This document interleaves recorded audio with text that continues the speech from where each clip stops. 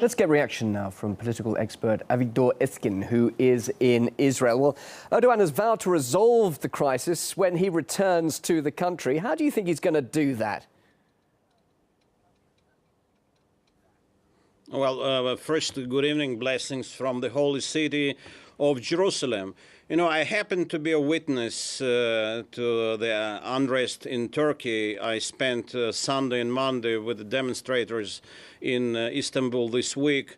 And I can tell you, if we were talking 2 years ago about Arab Spring, so now we are facing Turkish Autumn.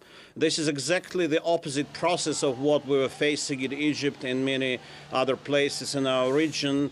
We see that this wave of Islamism is becoming sometimes a really very heavy burden to the people, and they don't want to continue with that.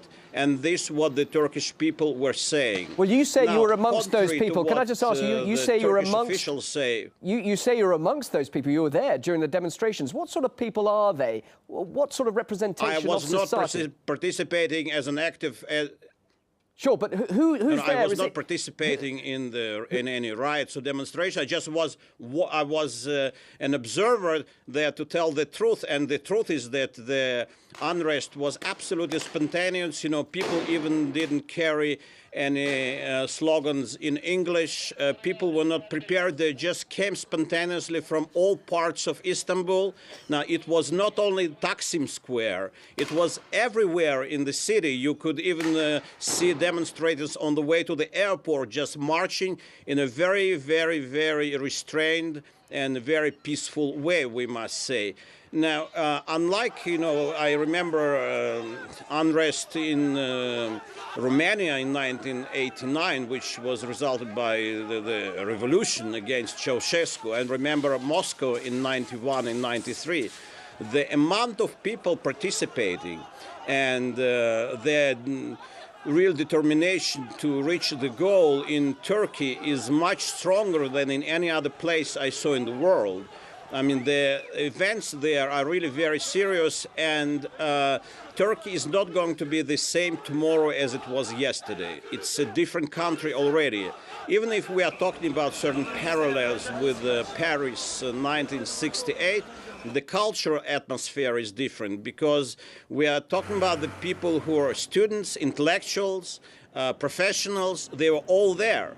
They were all there. And there was no sign in any part in Istanbul that there was any even smallest gathering of the government and the ruling Islamist party supporters. This was just amazing that the street was conquered absolutely by the protesters, and even the police was sympathetic to them. I saw it. And what about the role of the military in all of this? You say the situation is extremely dangerous now for Erdogan and the government. Where's the military? We haven't seen them at all. Well, the military is waiting. As you know, many generals and even former chief of staff of Turkey are in prison now. I mean, this is a very special situation when they are waiting for the developments, because the army will take control only if there will be more serious disturbances.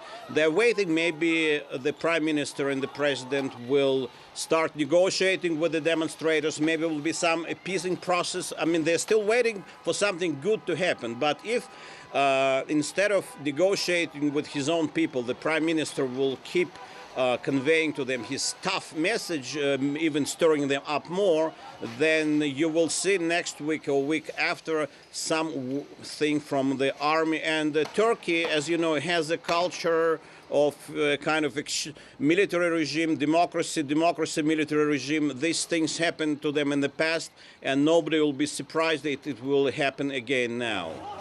Live from Jerusalem, political expert Avigdor Eskin, thank you very much indeed for your thoughts on this.